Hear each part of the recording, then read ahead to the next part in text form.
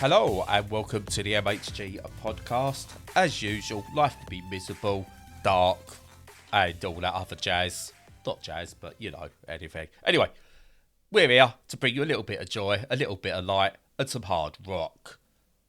Are we? I don't know. Hard rock, is that good for us? I don't know. Anyway, Stu, you're here. Save me. How you doing? I'm not too bad. Yeah, no, hard rock. Mostly a boost, but you know, to quote the great philosopher Ronan Keating, life is a roller coaster, just gotta ride it. So, you know, that's where we are, really. Yes, that's it. Or the Bewitched People's roller coaster. That was always better. I preferred Bewitched. They done a roller coaster song. So did they did, yeah. So did the Red Hot Chili Peppers for Beavis and Butthead. They did. Yeah. So yeah, that's just that's a weird aside. It is, yeah. All my fault as well. So, yeah. Talking of Beavis and Butthead, this is even a segue. Have they rebooted Beavis and Butthead with Beavis and Butthead as old men? I don't know. I know it's coming back, but I don't know what they're doing with it. Okay.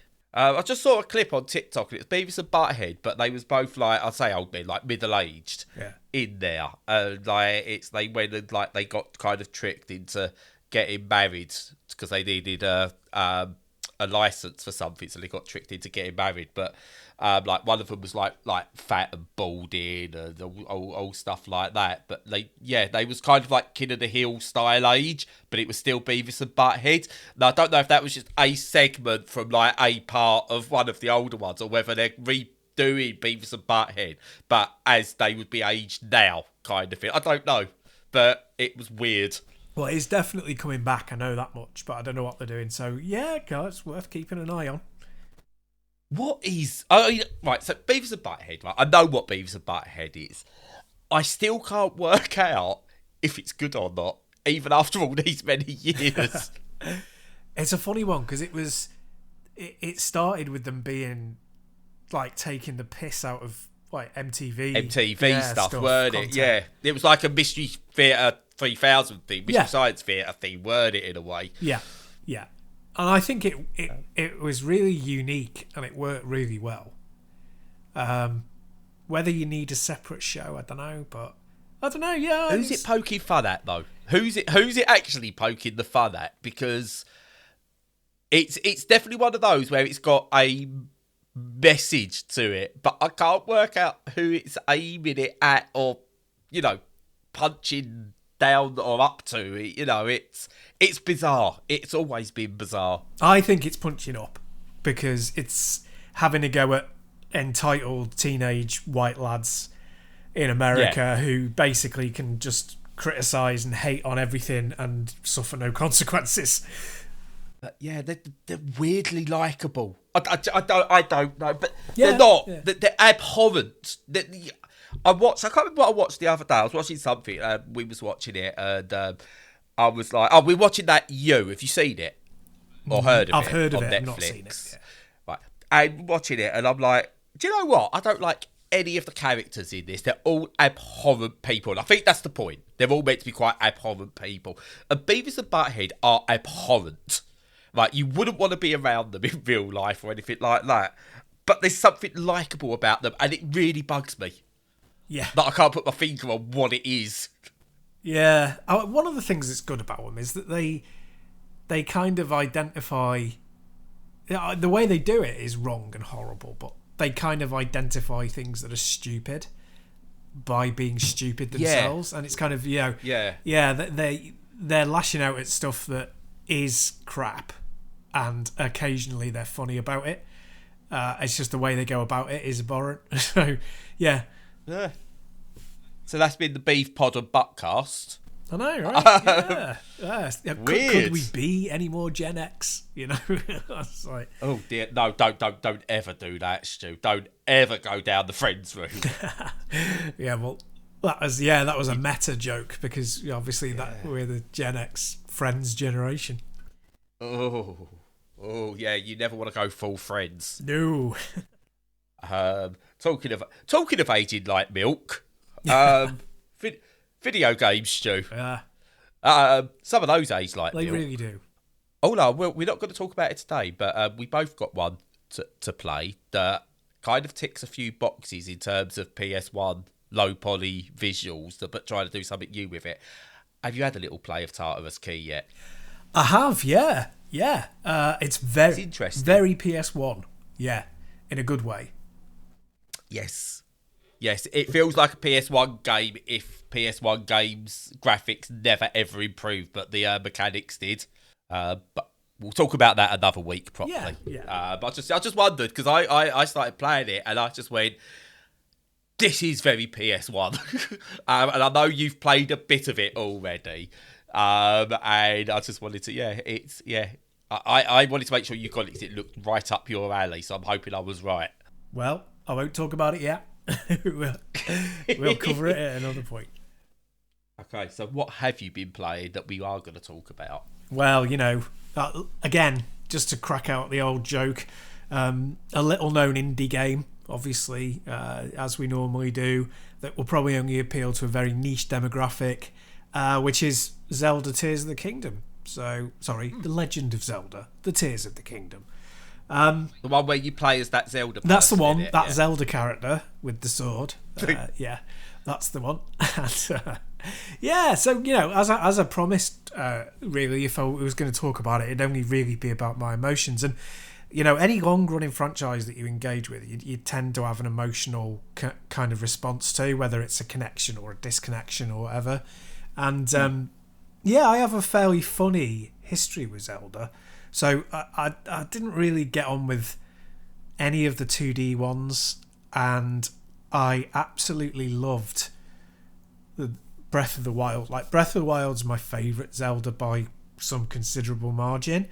And it was, it's because it gave you that sense of adventure without it being a gigantic open world where it's like, here's everything. Just do everything, or you can't, and then you find the constraints over time. Is more of a kind of a Japanese design philosophy of everything has its use, everything has its purpose, and therefore there's going to have to be some restrictions, and to do that it means it's much more densely packed and a smaller area than something more Western. And that is what a lot of people love about it, including myself, is that it feels like a real playground. It feels like a real adventure playground type space. It's like walking into, Six Flags or Epcot or, Alton Towers in the UK. It's like going into an adventure park. Yeah, it's you can recognisably see that it's part of the world, but at the same time, it's also a fantasy. It's also the best bits from the world that you want put close together. And it gives you a very strong emotional reaction when you connect with things like that. And for me, the reason why stuff like the first one that I really, really loved was Ocarina of Time, and because I feel that that's spiritually, to use a bit of a wonky term, spiritually very connected to Breath of the Wild.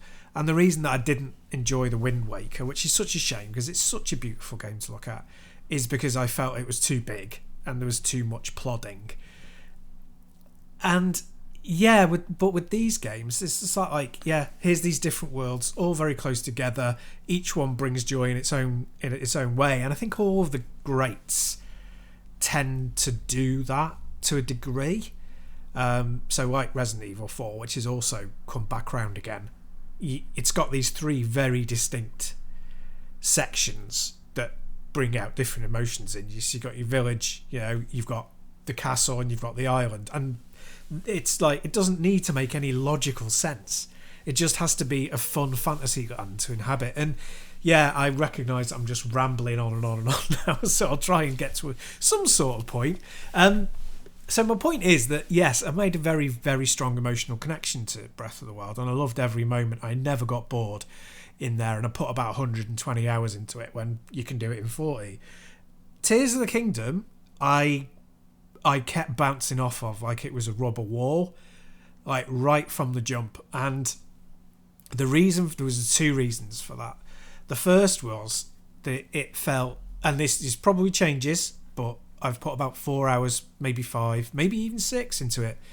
And in that time, it felt very empty. It felt like a bit of a ghost world, which is probably intentional. And I was in the sky, and I think you can, spoiler alert, right? Okay, so spoilers on the beginning of the game and what I've played now. I'll mark them on the show notes. That you start off in the sky on floating islands, and you end up down in Hyrule later on. I didn't get off the Sky Island stuff, and they felt very empty, very isolated. Kind of boring for me, and that in itself not a problem. Work your way through it, get to the point where it starts getting more populous. But it has this thing where, like Banjo-Kazooie nuts and bolts, where you're supposed to design and create things. Like, you can do that in Breath of the Wild, but that's kind of breaking the system in a good way, breaking the system to create constructs. Whereas this is like, we saw people build mega penises. Yeah, exactly. Yeah, this is like, we saw that people were doing that. We know that we can do that as Nintendo, so we're going to lean into it, and it's going to be about putting things together to solve problems. And for me, that is just like a pretty much an immediate nope out of there really quickly. I've got no interest in doing that. I've got no interest in construction games, and games that are primarily kind of physical problem solving. It's too much cognition, it's too much thought, it's too much about trying to create a solution to something in a world, and I don't want to do that as part of my gaming. I have a strong emotional reaction against that. This sounds really silly, but I'm just trying to contextualize it for people a bit, really, because a lot of the time people just go, I don't like that game, or oh, that game's shit, or I'm not even going to bother playing it because it's not my kind of thing. And it's hard to sort of explain why. But with Tears of the Kingdom, everything that I played, I was like, one step forward, two back. So I was like, oh, this is lovely, this is great, this design's brilliant, this sound effect's amazing, this lighting, this coloration, this aesthetic choice is wonderful. And then I'd be like, I'm spending 10 minutes trying to figure out what to do with these bits and pieces I've got lying around with, and I don't want to do that. It had a really strong emotional reaction. So I sold it on because maybe I'll look at it in future, but it's unlikely. I could access it and play it on my PC. I would have no moral compunction about doing that because I've paid full price for it and sold it at a loss. So I could get it and I could play it again on a far better system. But I'm not going to, because the game doesn't appeal to me. So that's where we are with it. It's a real disappointment. I'm really, really thoroughly disappointed that I don't connect with it. So you might be able, you probably will be able to correct me on the lore of Zelda here, the lore of Hyrule. Am I right in thinking this is the first mainline Zelda game that is a direct or actual sequel to the previous one? Well, the only one that's a direct that could be considered that is Majora's Mask, which is a sequel to Ocarina of Time. But they're still standalone, aren't they? They are still standalone. Yeah, you don't have to have played the previous one. And Tears of the Kingdom... I know you don't need to here. I know you can play this standalone, but it's a direct follow-on, isn't it? It is a direct follow-on, yeah. I think it probably is the only direct follow-on as well. Because... sorry, go on, because you have a point to... Sorry, so I think my point is, because I'm looking at it as a direct sequel, and I was done with Breath of the Wild 2/3 through, I think I said. I didn't get to the end of Breath of the Wild, which I'll come on to another point in a minute with that. I'm not... Every Zelda game that's come out, every Legend of Zelda game, I've always been, I want to play this. I want to see what it's like, and I'm excited to play it. This is probably the first one where I've gone... if it's more the same with some added bits, I'm not that bothered. And also, you're right on the creative side of it. I'm not very. I've always been in a creative profession, like graphic design and web design and stuff like that. I can't be creative in video games. So you mentioned Nuts and Bolts, Banjo-Kazooie Nuts and Bolts, and things, and Mario Maker and games like that. the actual creation side of that are what put me off the most. They're brilliant, and I get the idea. Like the Trials games, I think they're brilliant, but I don't want to be doing the creating. I want to see what other people have made. Little Big Planet was another example. Dreams, another example. I just didn't get on with the creation side of it because that's my job. So I didn't want to do that as a job. And I struggle to be creative with stuff like that. Which is a shame, but it just didn't excite me. And I know people turn around possibly, like you say, you've only played 5 to 6 hours of the game and stuff like that, blah, blah, blah. I've always been big on, you don't need to complete a game to have an opinion on it, to review it, whatever. You can play in a minimal amount and have an opinion of it. I am a big believer of, to have a proper opinion, you've got to at least try the game on the whole, which is why I'm not going to actually talk myself about the ins and outs of the game, because I can't have an opinion on that. But yeah, for me, it's the least excited I've been about a Zelda game ever, which is just really such a shame, because it probably is, if you still all the tick boxes, wouldn't surprise me if it probably is the best Zelda game ever made. But it just doesn't excite me like others have in the past. Yeah, I mean, what excites me about it, even now, is the fact that they're doing something different. We talked about it last week in episode 170 about sequels moving things on and being a true sequel. Actually, not just the same thing again with new assets and a couple of differently skinned guns or whatever. And it really does move it forward in a proper way, that things like Breath of the Wild moved things forward in the same way that Resident Evil 4 moved Resi forward, and then Resident Evil 7 forward again, and this kind of is a continuation and a sequel at the same time, so it retains all the things that you wanted, I think, from Breath of the Wild, and adds a ton more. So I think everything that you did in Breath of the Wild is pretty much still in this game. It's just that the things that added to it are not the direction that I'm interested in. And I've gone that way. Yeah. I've gone that way with Resident Evil. So like, I love the third person, non-fixed camera tank control game. So 4 or 5, and some of the offshoots. And I love the originals. I'm not a big fan of it in first person. So I played them, but didn't really enjoy them that much. They're just not for me. And it doesn't mean they're not great games. And it doesn't mean that I don't want them to progress. And we talked about this as well in the past. Of like, it's great when things move on, as long as there's something that still is useful for the people who preferred the old style. But, there are other companies that can do that. So let's hope they do. But yes, it's a funny one, because the hope and expectation is so high, and how much of it is, should I be expecting that it to be something that I like? And it's like, well, no, I shouldn't really, because that's a sense of entitlement. So, I temper my expectations as much as I can, and I can feel sad, but I don't feel like Nintendo have done anything wrong to take it away from what I enjoy. Oh yeah, no, there's totally that, and I'd say like we're probably very much in the minority on this as well. Yeah. You've tried it, didn't get on with all the new aspects. I'm just not that interested in it, because it's more the same. I need different experiences, or that experience, if it's going to be similar, to be shorter.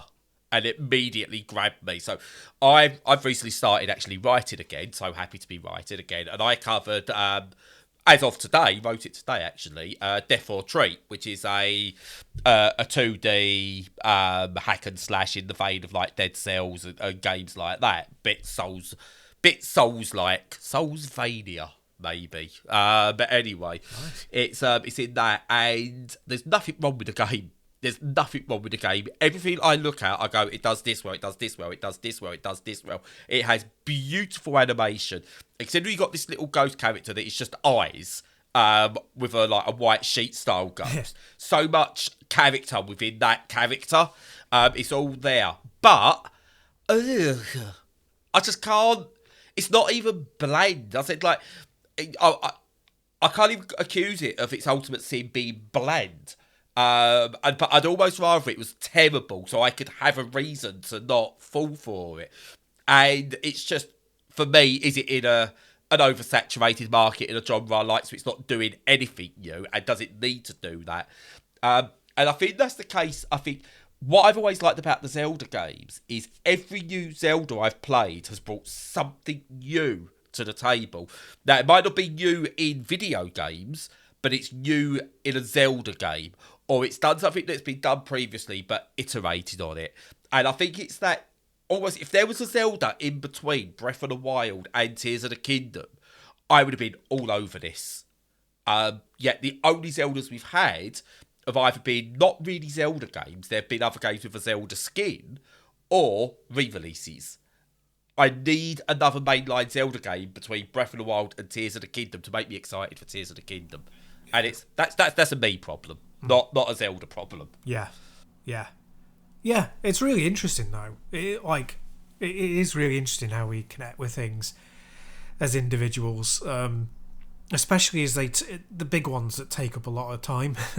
It's an investment. It's like a proper investment. It's an emotional investment as well as a logistical and time investment. And if you don't have that connection, and you can see why people get so aerated about things. It doesn't mean that is justified to do it online, but people do get aerated about it and get angry and rail and stuff because they've invested so much in the hope for that game. And I think people do with Zelda because there've been a lot of kind of comparative disappointments.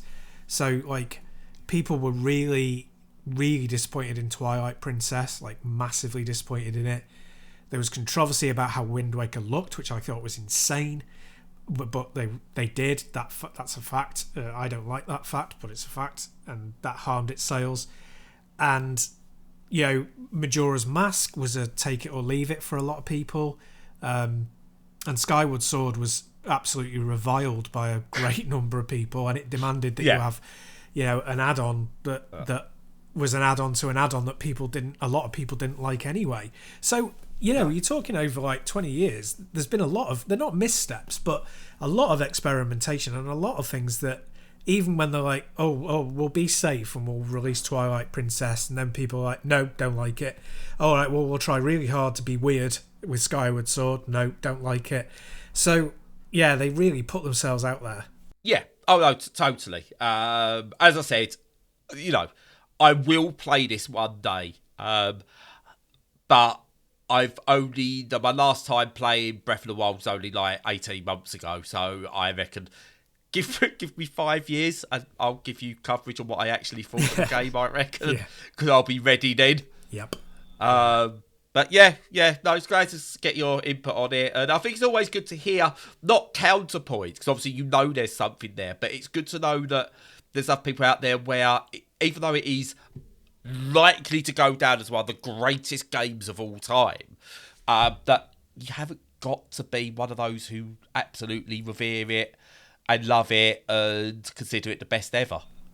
You don't have to at all. Yep. Exactly, definitely that, and also you can appreciate a game and sing its praises without personally liking it. So yeah. But moving on, do you know I just told you how my problem is playing creatively, games that make you be creative as part of the main gameplay function, and having a bit of an issue with same again Zelda-y style games. Yes. Well, I've been playing Super Dungeon Maker, which is a game for people who want to design their own 2D Zelda dungeons, essentially. Nice. And it's brilliant. It's absolutely wonderful, is all I can say about that. Again, it's the main aspect of the game is to take you through, very much in the way Super Mario Maker 2 does. It's got this overall game which teaches you how to build dungeons, but you play this single player aspect to it as well, and it's all pretty good. It's clearly, there's other 2D dungeon crawling style games out there that you can do, but let's go 2D Zelda. We all know where the influence comes from. And I remember when I was younger and I was first, you'd sit there at school sometimes, couldn't be asked doing your work, so you design video games. And generally they was either 2D Mario or Zelda dungeons, essentially. Cool. Drawn on bits of paper. This is essentially what this is. It's Mario Maker, but for Zelda fans that's not officially licensed by Nintendo. And every part of it is brilliant. Your main character is this little roostery chicken character with a sword and a shield, who's really cute, and I absolutely love it.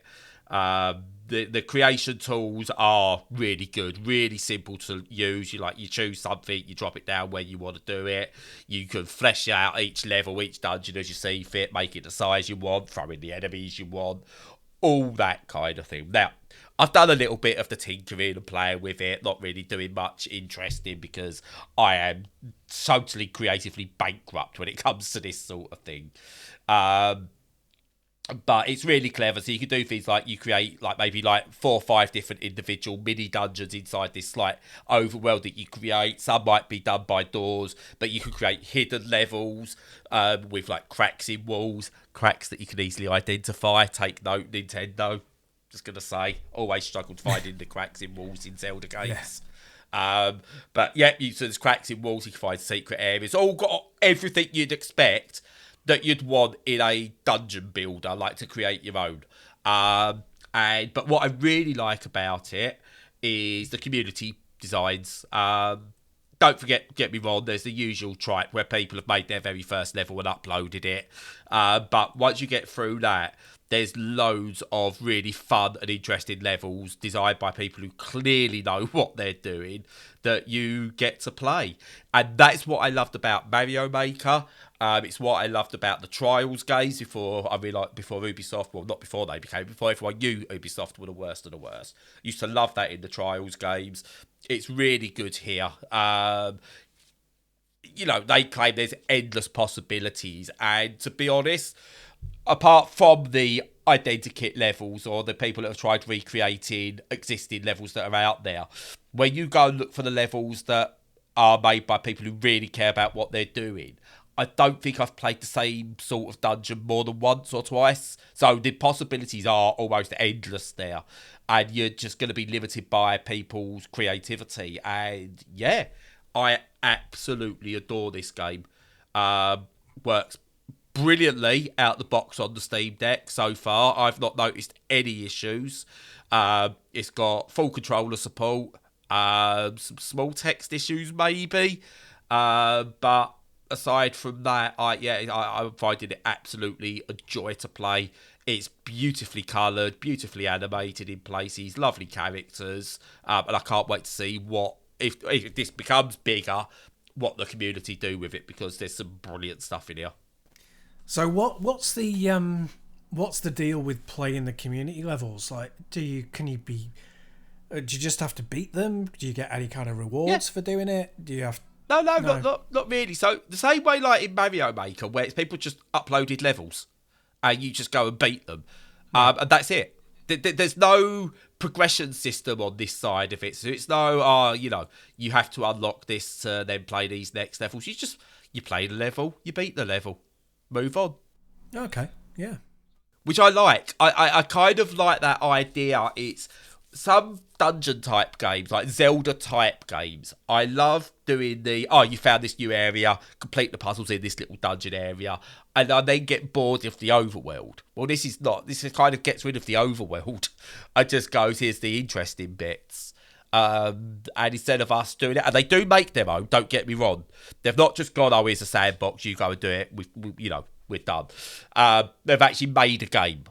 First and foremost, and they're just basically given their tools to the community, but simplified the tools to make it really easy, like Mario Maker does. And I'm all for games doing this. I don't have to be creative. The one thing I would argue, I would like to see a 2-tier pricing system or a 2-tier version of this game. One that is maybe for the creatives, that get all the tools, everything, and then something for someone like me, which is just the go and play the stuff.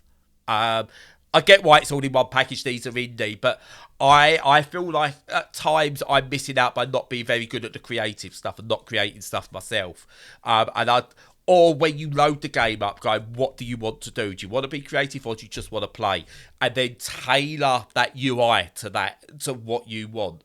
That's the only criticism I would really have of it, because apart from that, yeah, this is brilliant. This is absolutely stunning in every way possible.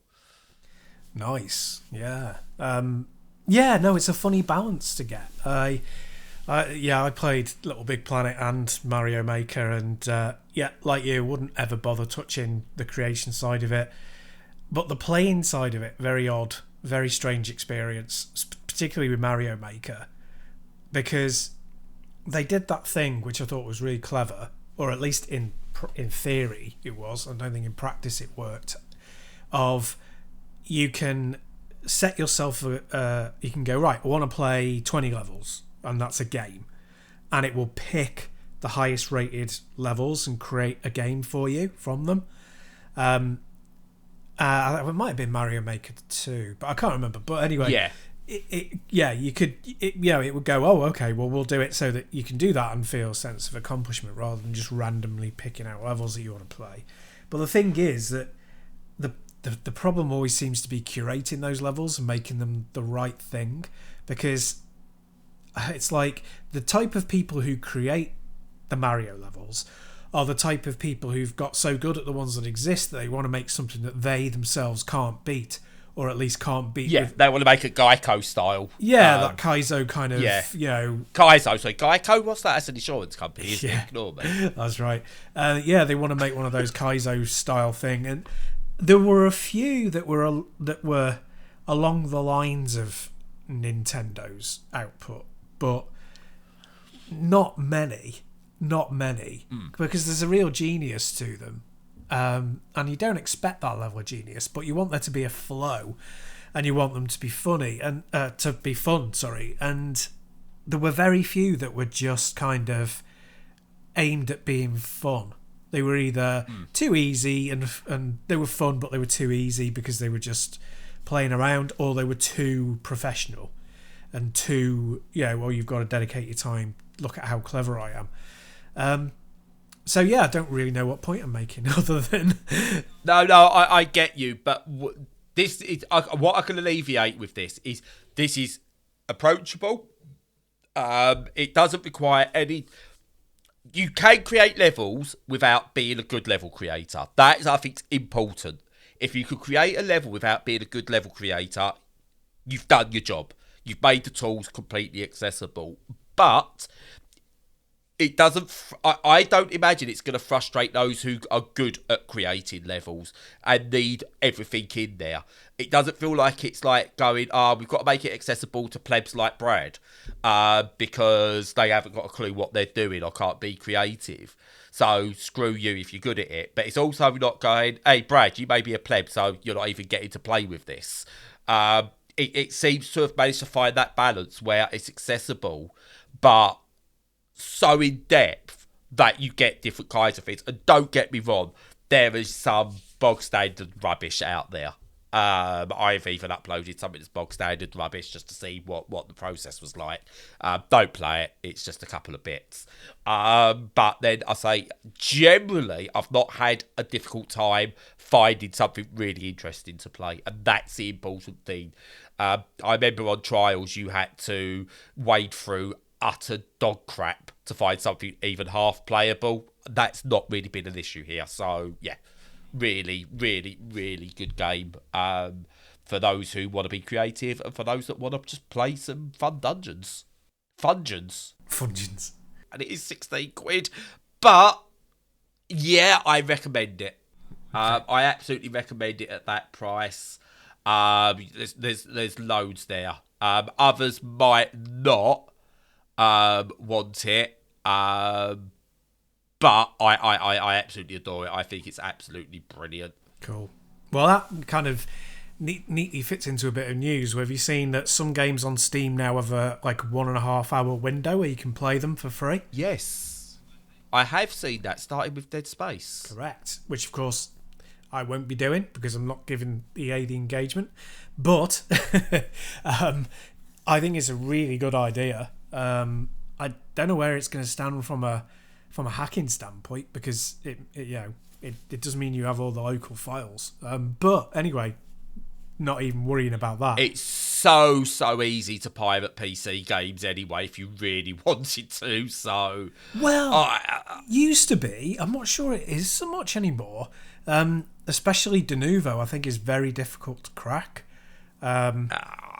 There's a lot out there now. I had a look. I might have tried to get hold of a certain Mario movie for Edith to look to watch, because she really wants to watch it, and I can't afford to go to the cinema. And already on there, and I was tempted just to have a look, is Humanity, and that only came out a couple of days ago. So it's more the AAAs that are hard to crack. Yes. Yeah. But I think it's good. Anything that makes it easier for people to try a game, I think means they're less likely to want to nick it, essentially. I always think that. Yeah. I pirate less music and pirate less films and TV now because it's easier to get them than I did in the past when it was more difficult to get them.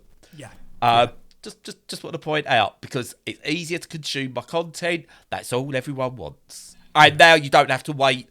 And the times I would steal a game or download a car or whatever was because I had to wait 6 months for me to be able to get it legally. I didn't want to wait 6 months. I want it now. Well, exactly.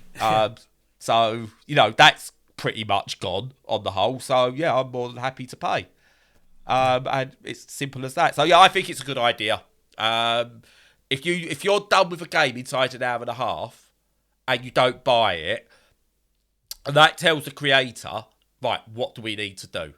What I will caveat that with, I hope they don't try and do it as a wide net thing and say, if your game's only an hour and a half long, tough luck to you. Because that wouldn't be fair, because I've played some brilliant games that are only an hour and a half long, and I'm paid for them, and I'm willing to pay for them because they're great. But again, if I know I can finish a game in a demo time, essentially, then I'm not going to say no to that at the same time. So they've got to get it right. Whatever they're doing, they've got to get that right. Yeah, no, I agree. Yeah, it's really interesting what you said about, feedback to the developers about engagement and stuff. That's really good. Yeah. What I'd like to see is them take their takeaway from this is, can we offer this as a streaming service so that people don't have to download it? And also that's streaming services, that's what they should always have gone to. That's the perfect use case for them. It is playing while you're downloading or playing that first bit of a game. Yeah, and it's really much easier to control the local host. Yes. Then you can just download a component like assets, and then or download engine components and then stream in assets, which is But I'd like to see more demos and a revived demo scene come out of it, maybe, because they're so useful for people, and Weird to think, isn't it, that it's the PC market where demos are thriving, though, thanks to Next Fest and stuff like that. Yeah. But anyway, moving on. This is a quick one I want to talk about, actually, because I've had it sitting here for a short while now, and it's kind of enamored me. But I've not played enough of it, and I'm not going to be able to play enough of it in the next week to really sort of give it the attention it deserves. But I don't want this to pass anyone by. But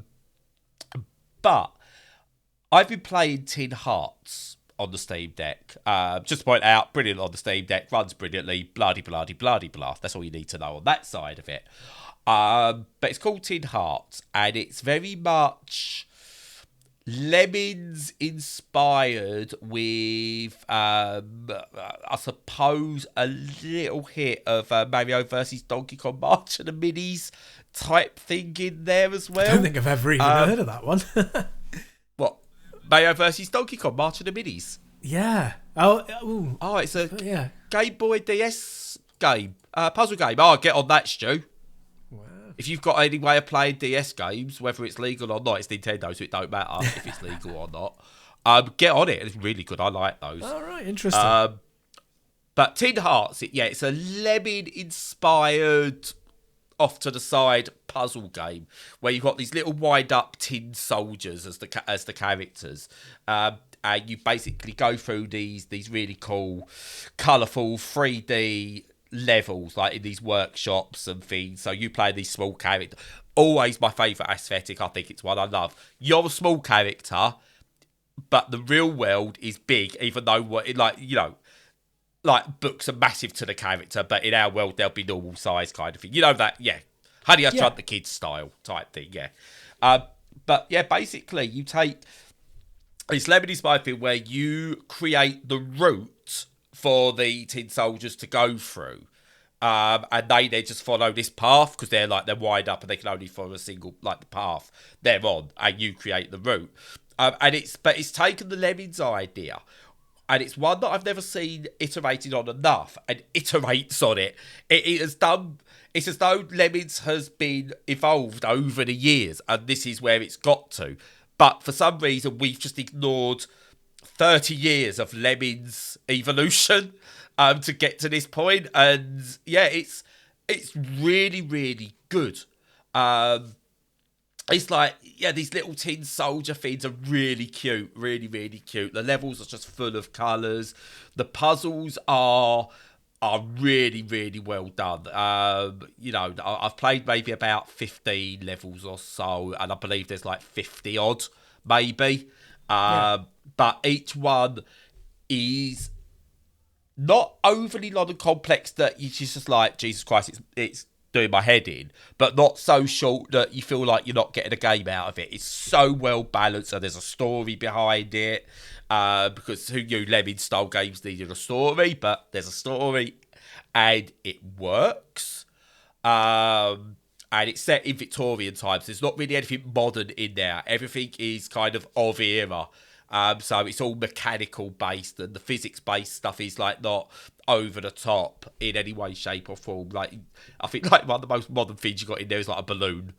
It's just it's brilliant, and it's not. Lemmings sometimes felt restrictive in terms of you've got to do it in a certain way to get to the end.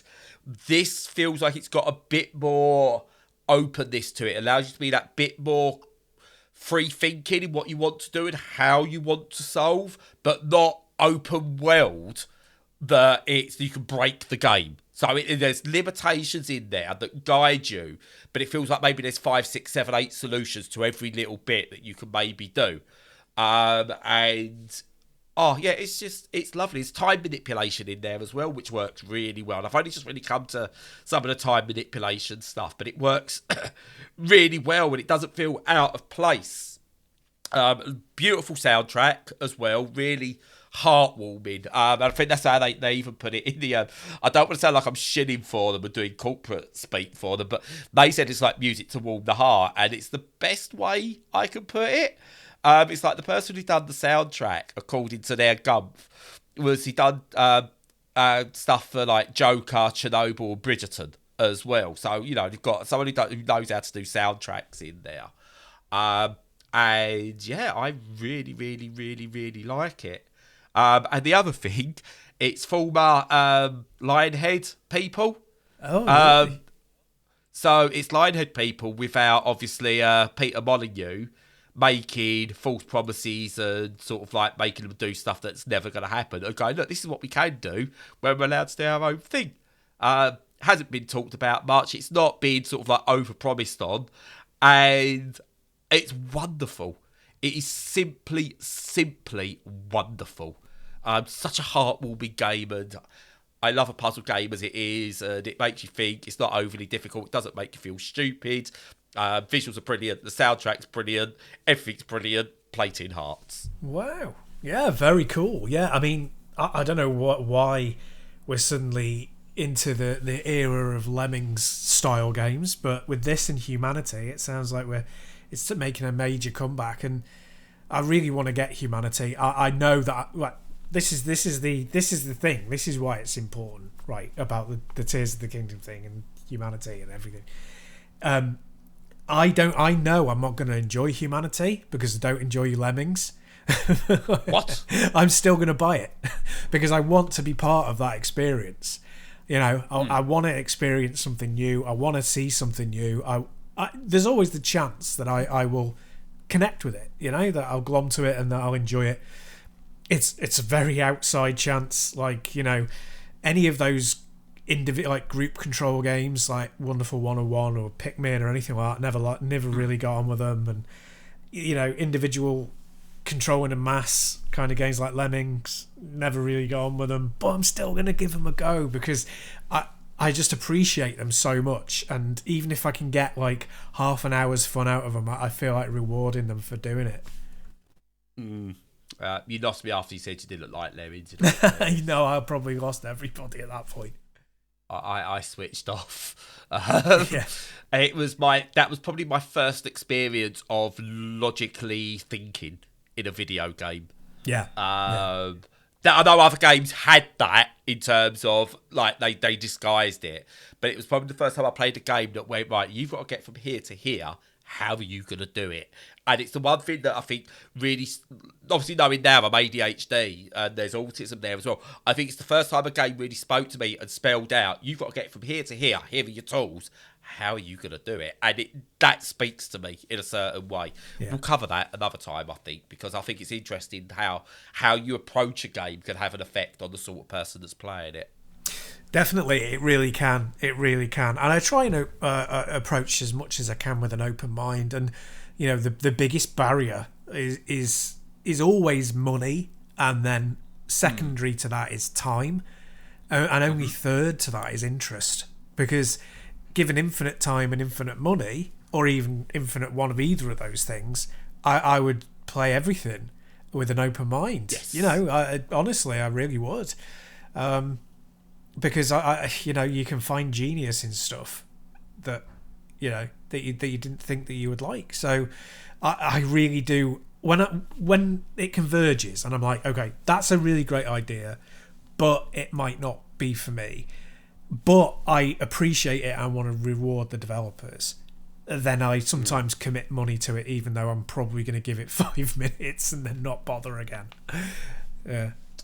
I totally get where you're coming from that, because I've played games, like I've got so many games sitting in my Steam library where I've played 20 minutes, half hour, whatever, and I'll go back to that one day, but I've wanted to make sure I've supported that game because I want to see more of that sort of game. I want to see them succeed, and yeah, I'm happy to do that. And you know, I've got like one I picked up recently. What did I pick up recently? I can't remember what it is, but I want to see it. Like I got it and I've played 5 minutes of it, but I want the game to come, like, to see more people. I want to try and improve on that game moving forward and try what can they do next with it. And yeah, I think sometimes it's okay just to support something. And you know, I think especially indie developers to show, look, this game isn't for me, but well done you. Let's get more of these out there. I think that's fine sometimes if you've got the money to do that. Just what I will say to go, they're the sort of games. Don't pirate the fuck out of those games. Oh, God. Pirate the fuck out of Ubisoft and EA and Microsoft and Nintendo and Activision and all those, because they don't even need the money. It's not even about what you buy in their games matters not to their bottom line. And their games are broken anyway, so screw them. Yeah, the state of AAA is absolutely desperate. But yeah, no, yeah, I really do like doing that to support them. As I mentioned, I think, maybe not on the podcast, maybe privately with you, but yeah, I treat a lot of these things like Kickstarters, in that I just want I want those people to succeed. And if you hear of one of the biggest heartbreaks is hearing somebody go, or you know, a news outlet say, this game is absolutely amazing, this game that came out last year was amazing, it didn't sell, and your heart just breaks for them, because it's like, well, what else are you supposed to do? You know, you put all this effort and time and consideration into making something wonderful, and then nobody engages with it. And it's just like, and obviously I can't save the world, but and you should never get like a martyr complex or a Jesus complex about it. But if you feel that you can help by contributing and you're in a position to do that, then do it. And I often think, it's my offset from not giving. So many companies I don't give money to. Activision, EA, Ubisoft. There are so many companies who, if they weren't horrors, I would buy their games. I don't. So I'm like, there you go. I've got a pool of money. Part of that I would have spent, I'm going to spend that on a risky project. Yeah, totally. And you mentioned about games like it's horrible to hear when you hear developers like, you see a review come out says like, this game's really good, but no one bought it. And then it just doesn't find the audience. So couple of years ago, I played a game called Golftopia, which was an absolutely brilliant golf building management sim type thing, which I absolutely adored. And I think I said at the time it was early access, and I've played it, really enjoyed it, and I'm going to sit on it until it hits its 1.0 release or whatever. What's a real shame now is here that it's basically not got the numbers, and from what I've heard, and I'm not going to say this is like absolutely happened, but it's the developers now abandoning it because it's just not putting in the numbers, which is a shame because it's an absolutely outstanding game that deserved an audience but never got it. And EA are making another PGA golf game that's by all accounts and purposes bland, but it's selling stupidly well. Sometimes I go, what is the incentive to actually try? Thankfully, there's enough people who do it for the passion. I just want to make the game they want that people will always still try. But sometimes you look at it and go, I get why you've abandoned. I'm disappointed, but I get it. If you've got £7 spare, right? I'm going to say this to everyone listening now. If you've got £7 spare, right, before it possibly disappears completely, hopefully it never will, it's 50% off at the moment on Steam until the 22nd of May, so you've got a weekish to go and get it, probably less than that by the time this goes out, a few days. £7.74, sorry. Go pick up Golftopia. Give the developer, if this is going to be the end of Golftopia for them, just show them a bit of love, bit of support, because it's a brilliant game that deserves much more of an audience than it got. I don't know where else to go with that. No, really. That's great. Yeah, that really sums it up. I've just added it to my cart on Steam. I'm going to give them the money. Excellent, brilliant. I'd love to hear your thoughts. Once you play it a bit, let me know your thoughts on it as well, because it would be great to hear. Because I'm going to boot it up again next week and play it again, because I've not played it for about 4 or 5 months. So I'm gonna jump back in and have it. But I'd love to hear your thoughts on it as well. Yeah, well, the only reason I haven't clicked buy yet is because I'm not sure whether to buy it for myself or to gift it to somebody. So I might gift it to somebody. But if I do, I'll play the demo and tell you what I thought based on the demo. There is a demo, isn't there? There is. On this as well. Which is a great idea. So, yes, as we've already said, demos are great. Yep. Anyway, we don't just buy video games and sell video games across Steam and steal them off of certain Pirate Bay sites or anything like that. Sometimes you have stuff you need to get rid of yourself. And I know you're doing a lot of selling and stuff at the moment to get ready for your move. And it's not all fun and games, is it, Stu? No, it's not. And it's really upset me. Probably disproportionately, because I'm in a stressful kind of place anyway with moving. Useful tip just for everybody, for humanity, is that all change is stressful because it's your brain rewiring itself, and it looks for things and it finds that they're not there, and that produces a stress response. So even a positive move like a new job or a new house causes stress, just to let you know, so that you don't feel guilty about feeling stressed about stuff.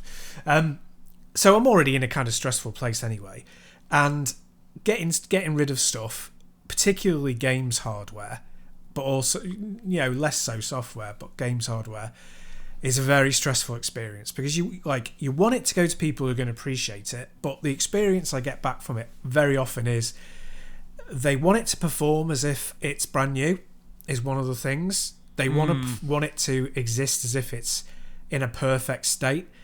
The level of questions that you have to answer about how it operates, despite the fact you're selling it at a price that reflects how old and potentially decrepit it is vast, which takes up a lot of mental resources and time.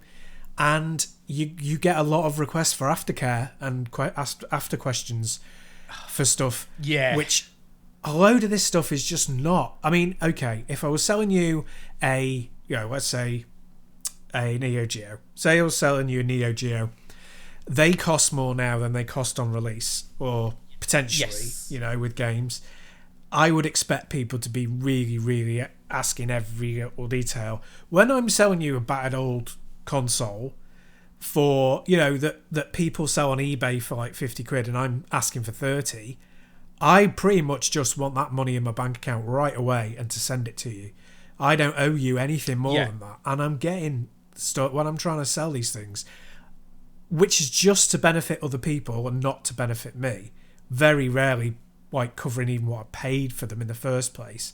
To get people moaning and whining and challenge you on cost, challenging you on questions and on after sales, honestly, I'm at the stage now where unless it's going to cost me too much financially, I'm giving stuff away. I'm just going, I know this person will appreciate it, I'm going to give it to them. Because it's more stressful to try and get money from them than it is to just give them away. Yeah, no, you're wonderful for that. I know you've done that for me and my family in the past. My kids still play the PlayStation that you gave us. They absolutely love that and stuff. But yeah, you remind me of like a couple of Christmases ago. I had a PlayStation VR and I got rid of the VR for whatever reason. I wasn't using it. I tried to set it up on the PC. But because I tried to set up on the PC, I had a spare breakout box, is it, that you need for it? Yeah. I had a spare breakout box with the wires and stuff. And there was like, I put it up on sale, said it's just a breakout box. And I said the reasons on Facebook Marketplace, got it for sale.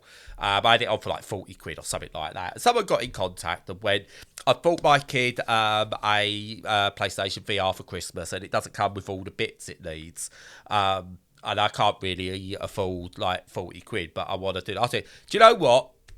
Call it 20. I was willing to go down to nothing, but I went, call it 20 quid. If you want, come get it on Christmas Day. It was Christmas Day. She messaged me, saying, oh no, got this and hasn't got all the bits. She saw that we said it. I said, 20 quid, come down, Christmas Day, it's yours. Okay? Well, don't worry about it. 20 quid's what you got, that's fine. And to be honest, she got here and I insisted. I went, oh, don't worry about it. She went, no, take the 20 quid, whatever. For weeks afterwards, you didn't provide the wires. Yeah, but it doesn't come with the wires. Oh. Yeah, but we need the wires. Right, okay. Right, I'll tell you what, I've got some spare wires. Come and get. If you come back, you can have the wires. Well, no, I can't come back. It's like it's an hour-long drive. Well, you need them. All right, I'll send them. I don't mind sending them. Now it doesn't work. It doesn't work, or he's having these issues. It's not my fault. I'm giving you the bit, but she went on and on and on and on to the point where I didn't just give her the money back. I went, just take your money back and leave me alone. I don't care. Yeah. Just take your money back, leave me alone. Keep the bloody thing. Someone else can help you. I'm not a professional. It's not my job to do that. It does bug me, that stuff. Yeah. If you get stuff, you just appreciate it, or you know what you're buying. I get why you get some of the people now put sold as seen, no refunds. Yeah, I get it. Yes, absolutely. Yeah, it's a creeping sense of entitlement that if you buy a product, it has to operate perfectly, and if it doesn't, you should be able to immediately send it back for a refund, no questions asked. And it's just like, no, that's not how the world operates. You might have got that impression because of the way that Amazon operates, but that's not how the rest of the world operates. And it really has come to the stage now where it's going to change how I buy things in the future. I'm not going to buy things, physical old equipment, and that I think I might be like, oh yeah, no, I'll play with it for a while, mess around with it for a touch, improve it maybe, get it cleaned up with the intention of using it for a while and then selling it. I'm not going to do that anymore. I'm going to be like, I'll buy stuff for myself. I'll keep it for myself. If I don't want it, I'm going to give it away. It's going to be given away, and that's it. So yeah, unfortunately, that's what happens. That's what happens when people, ruin your faith in humanity. Yeah, and do you know what? Anyone who does all this buying and to sell and flipping and stuff like that, I don't know how they do it. I don't get how people could do that as a career. Buying and flipping stuff. You mean to sell at a profit? Yeah. Yeah. I can't be asked. Every now and again, we go to a boot sale at a charity shop, and I look at stuff and go, it's quite cheap. I probably could sell that for a profit. And I'm like, but I don't know if I'm gonna. I don't know. And I'm like, it's too much thinking. Yeah, I know. And if it doesn't sell within 5 minutes, I drop the price. I'm my own worst enemy, because then people probably see that I drop my prices quite quickly when I sell stuff on the forum and go, we'll just wait. Yeah, that'll be cheaper in 5 minutes. Yeah, because I don't sell things because I want to sell things. I generally sell things because I need to sell things. Yeah. And we'll go on to we can talk forever. We won't talk forever about don't buy new things. It's not buy the. I can't help myself. It's ADHD. I don't want money. I can't save money. I find it very difficult to save money when there's shiny things. So I generally buy stuff and sell it, but I always sell at a loss. I don't think I've ever made massive profit on anything bar Cooler World, which I bought for 60p and sold for well over 60 quid. But hey, what are you going to do? But I still can't believe that. It was amazing. But I generally give. I get I'll give stuff away. I won't mention names, but someone on the Discord server, I've given them a PlayStation Vita. Because I had two. I was using both, but I thought I don't need to. That person really wanted a PlayStation Vita, so take my PlayStation Vita. I'd rather see people happy than make money myself, which is why I'm probably always poor. It's selling is weird, especially when people get entitled. It's the worst. It's not the worst. I mean, because there's lots of things that are much worse, but in terms of first world problems in that particular issue, it's the worst. It is. First world problem, but even so, yeah. When you flip, like when I put a lot of time and effort into repairs and then sell things still way under market rate, and it's not, there's no appreciation there. It's just like, well, I won't do that for you again. Yeah. So, oh well. No, yeah. But yeah. Sod those people. If you do, this is the best. If you do get something off someone, just appreciate it. Yeah. I don't get me wrong. If you sold someone something and it was broken, that's fine. Do you know what? Yeah. Don't get me wrong. That is absolutely fine, as long as you're not doing the whole swappy thing. If something's generally broken or not what you thought it was, that's fine. Technical support, that's on you, mate. I know, right? It should be. Yeah. Anyway. Aside from that, but when do you actually look, finish on a good note, your new place, when are you actually in there? Still not sure yet. There's still stuff going on, but hopefully not too long, because there's only one thing that's a bit of a blocker, and it's not on our side, so it should be fairly soon. Good. I'm still excited for that. Really excited. We went down last weekend, so we've been down the last couple of weekends to be around the area. Just so amazing. And as you know, we're really into wildlife, and there's a reserve on the beach for little terns, for migrating and nesting little terns, and they're endangered, and it's a sanctuary for them. And we went down there, saw all the little terns, got sunburned. It was fantastic. Well, if you go down to Southend, you see lots of little turds. Yeah. I think that's my cue in it, Stu, really. I think I'll shut up now. Yeah, so as usual, follow us on all the socials. Make sure that you visit the website, engage with the content, especially the new stuff that Brad's written. I haven't even done that yet. I haven't had a chance, but I'm looking forward to it. And join our Discord if you want to chat about any subject under the sun. In the meantime, enjoy your week and stay safe and stay sane.